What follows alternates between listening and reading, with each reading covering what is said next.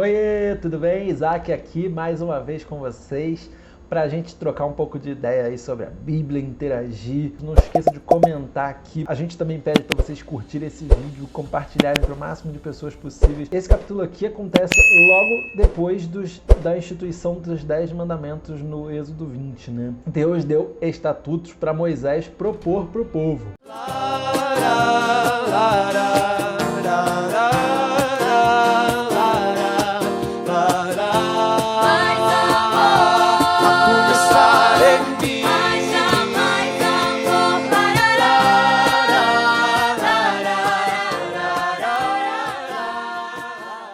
E aí vocês têm que lembrar, gente, inevitavelmente, de uma coisa muito importante aqui.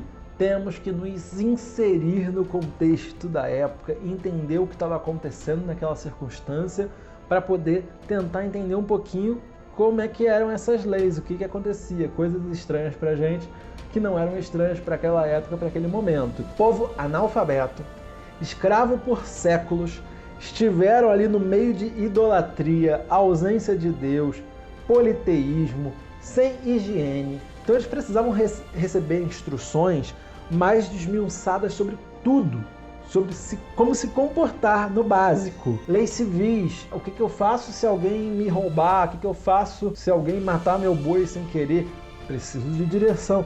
Leis cerimoniais, o que vai apontar para Cristo, o que eu preciso fazer.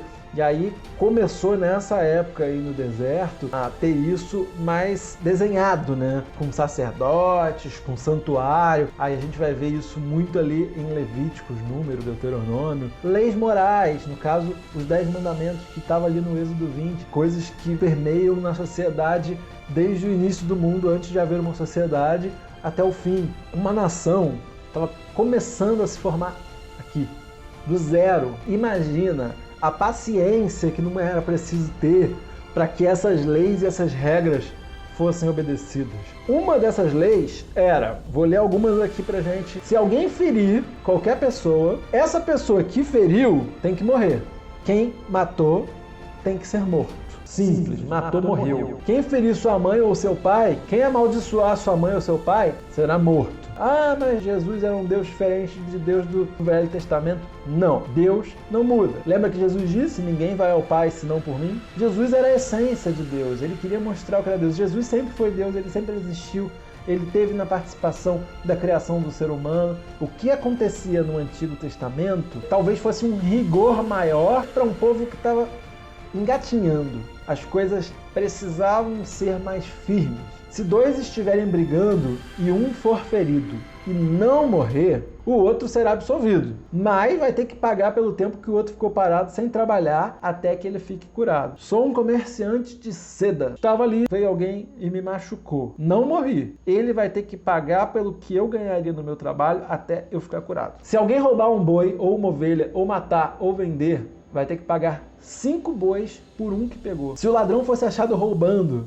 e fosse ferido pela vítima e morresse, o que feriu não teria culpa. Se um homem deitasse com uma virgem enganando ela, além de ter que pagar o dote pelo casamento, teria que casar com ela. Todo mundo que se deita com um animal morrerá. Hoje em dia a gente tem um termo para isso, né?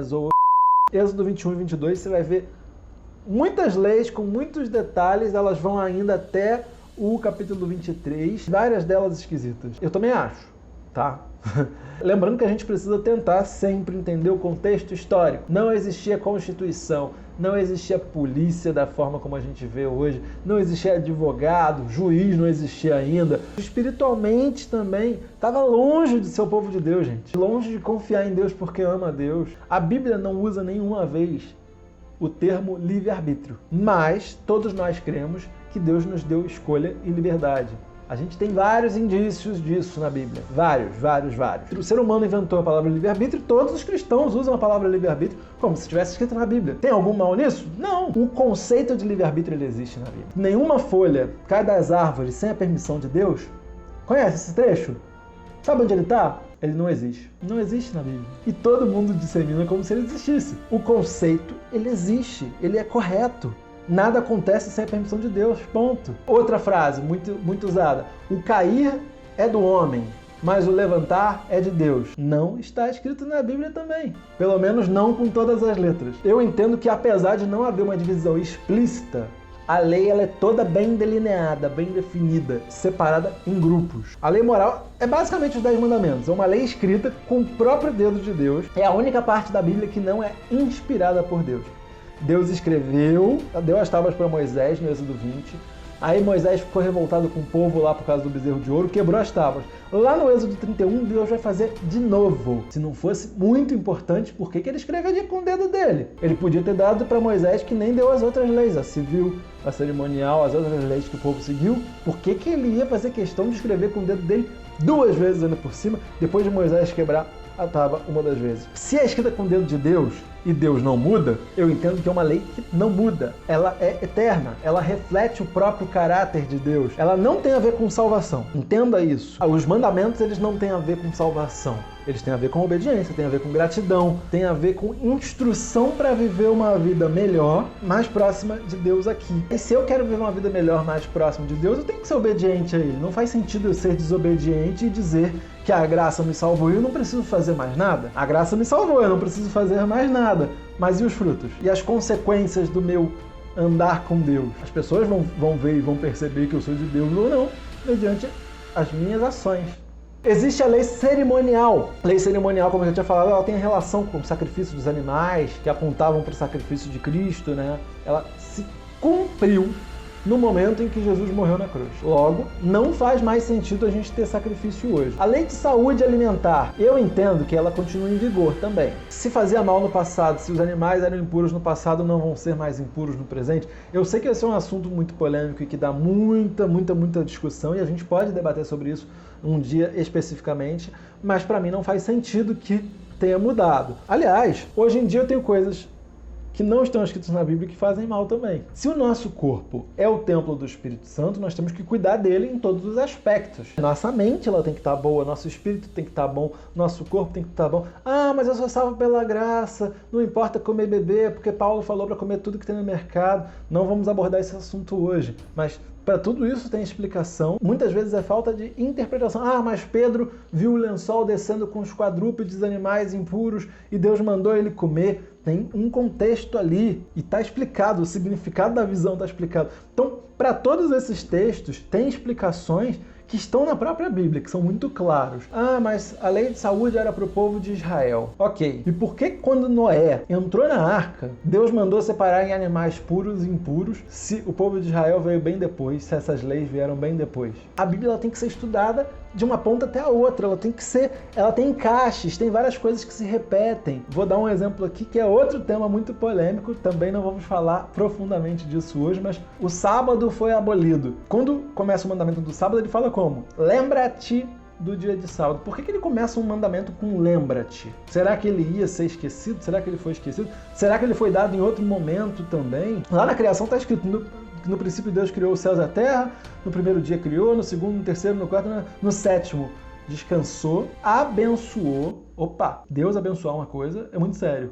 E santificou, tornou santo antes do povo de Israel, antes dos 10 mandamentos, antes da tábua das leis escrita. E quem estava lá no início era Adão e Eva. O capítulo de hoje propriamente é sobre leis civis. São essas que nós estamos vendo, né?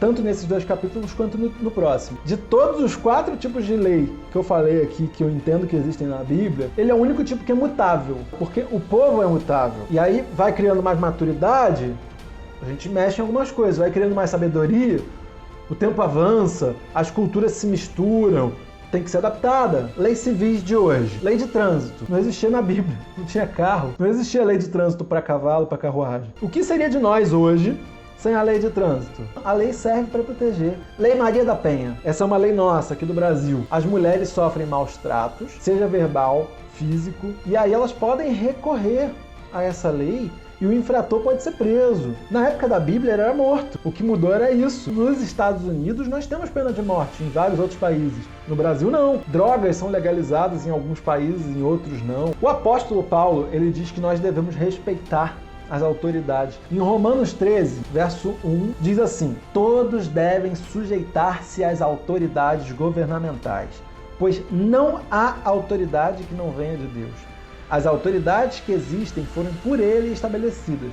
Portanto, aquele que se rebela contra a autoridade está se colocando contra o que Deus instituiu.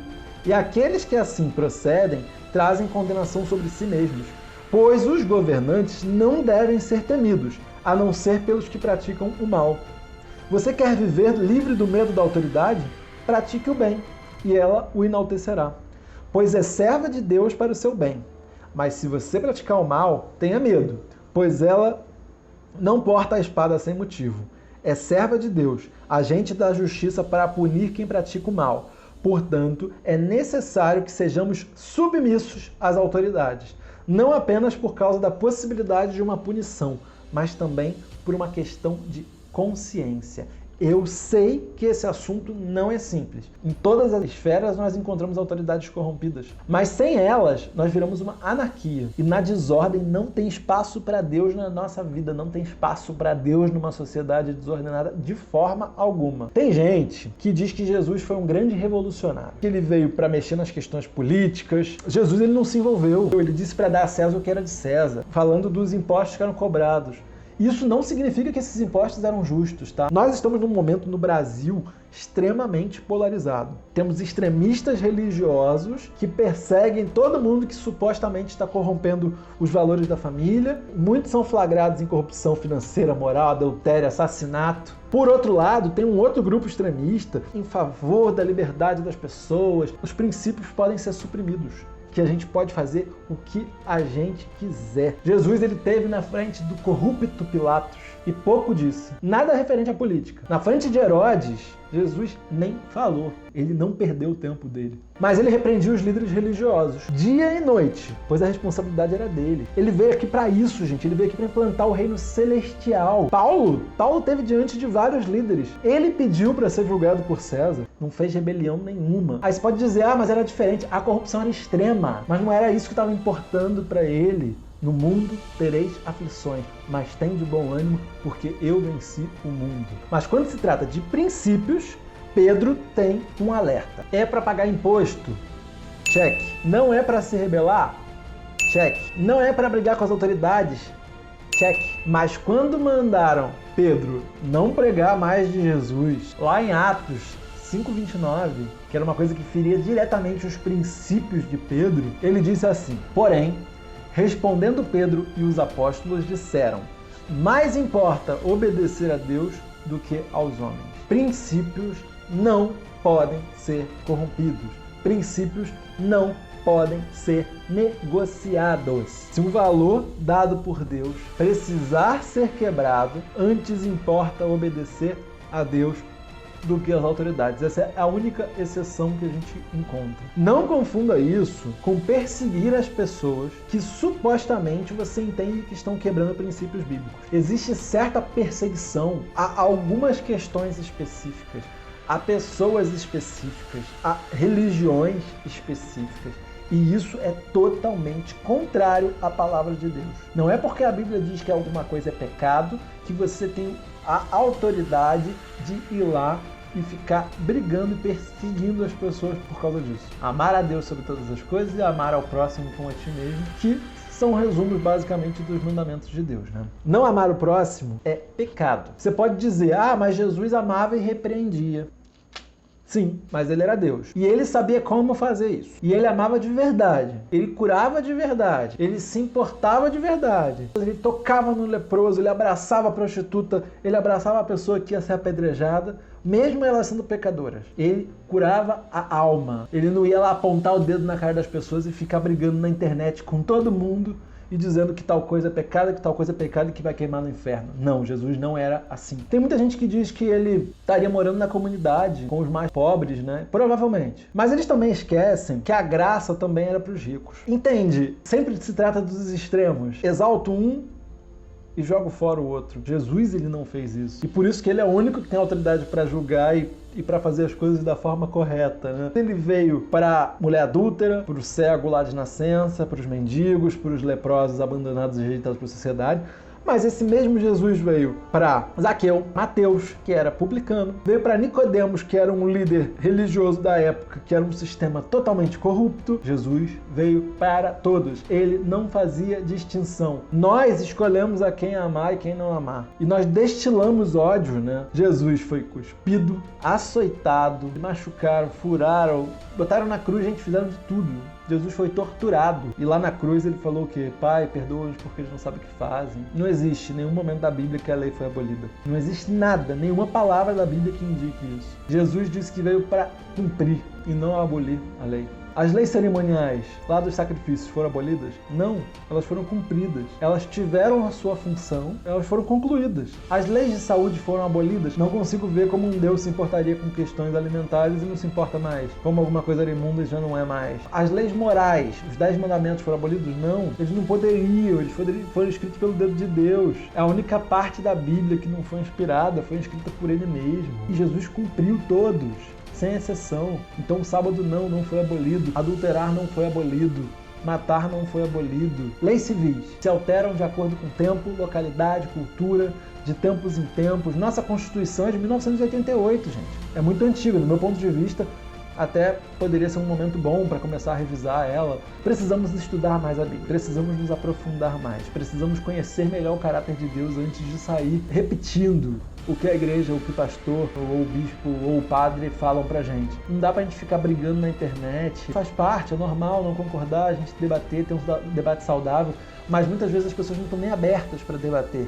Elas só querem jogar as verdades delas e fechar-se na sua cegueira espiritual. Quando Saulo estava lá, e aconteceu toda aquela questão lá com o encontro com Jesus e tal, quando ele foi curado, caíram como se fossem escamas dos olhos dele. Aquilo ali não representa só a cegueira física dele. Naquele momento, a cegueira espiritual de Saulo foi curado.